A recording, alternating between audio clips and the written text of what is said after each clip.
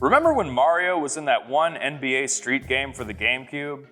Hey, I remembered it, so now you have to also. Now that we've established a continuity, let's take a look at two new variations of Monopoly: the Super Mario Bros. Movie Monopoly and Monopoly Prizm NBA Edition, both from Hasbro Gaming.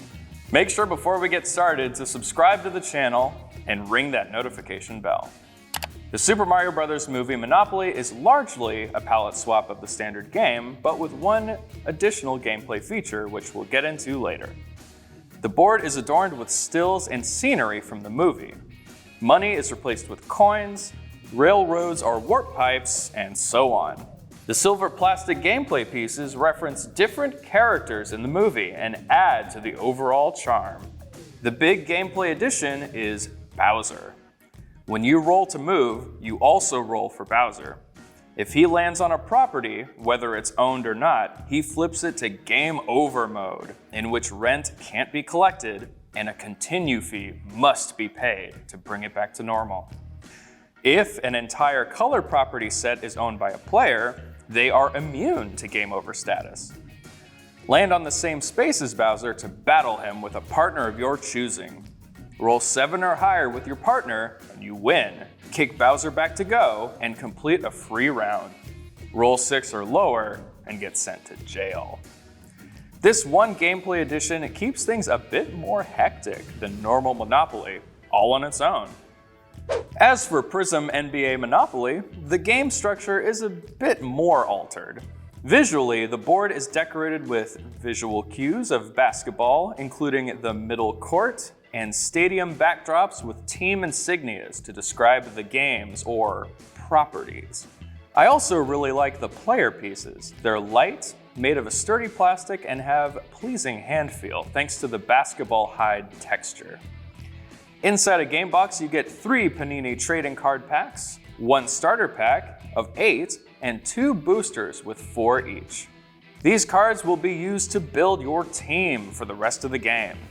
Lay them face up at the start, and whoever rolls higher on the die chooses their first player. Then you alternate until each player has their 1 reserve and 3 starters. Play then continues as normal, with properties being games and money being points. But each time you have a Playmaker or All-Star card challenge, you face your team off against your opponents. It usually boils down to a comparison of stats once you flip over your cards. All-Star contests happen every time a player lands on go, even if they have more spaces to move to.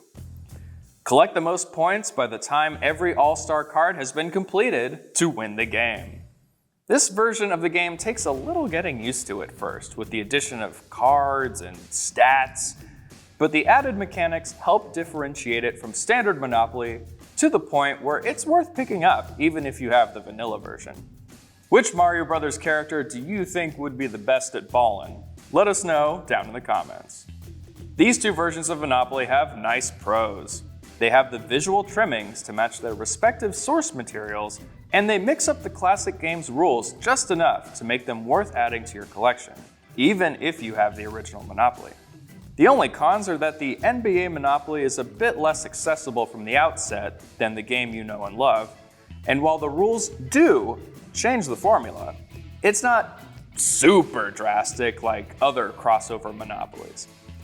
All in all, we give the Super Mario Bros. Movie Monopoly and Monopoly Prizm NBA Edition, both from Hasbro Gaming, a solid 4 out of 5 stars. Thanks for watching. Don't forget to subscribe and follow us on TikTok at The Toy Authority.